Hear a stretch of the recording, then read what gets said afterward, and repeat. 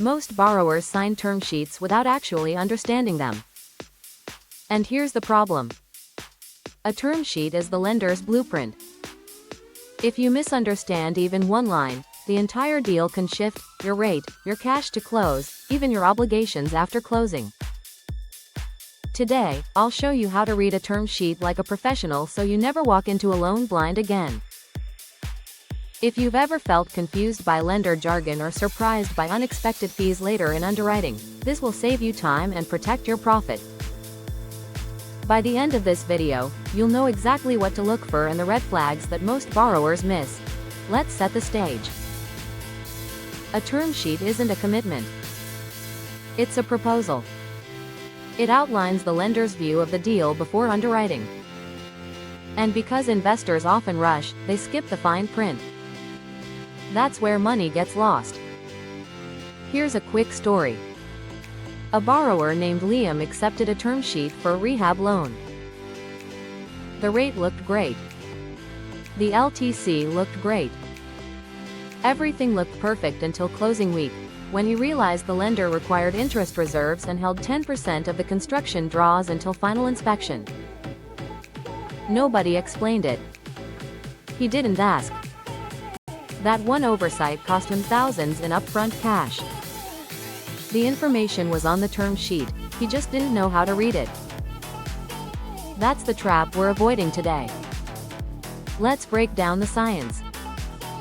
The Mortgage Bankers Association noted in 2022 that over 40% of investor loan delays come from misalignment between borrower expectations and term sheet conditions.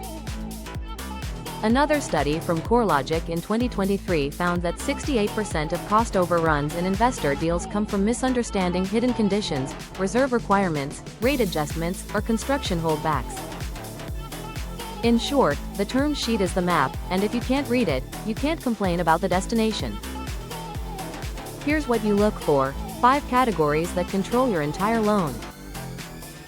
First, rate, points, and fees. Don't just look at the interest rate. Look at lender points, processing fees, and third-party estimates. A low rate with high points is the oldest trick in lending. Second, leverage terms: LTV, LTC, ARV. LTV applies to stabilized properties. LTC applies to fix and flip. ARV applies to rehab. If you mismatch these numbers, your cash to close will blindside you. Third, documentation requirements. Term sheets outline pre-closing docs, leases, insurance, entity docs. If you don't have them ready, closing stalls. Fourth, reserves and holdbacks. Many lenders hold interest reserves, repair holdbacks, and contingencies. If these aren't clear, your entire budget collapses. Fifth, timing and conditions. Look at expiration dates, appraisal requirements, and prepayment penalties. A great loan with a bad prepay is still a bad deal. Now let's make it practical. 1. Always compare rate and fees side by side. Write them down. 2.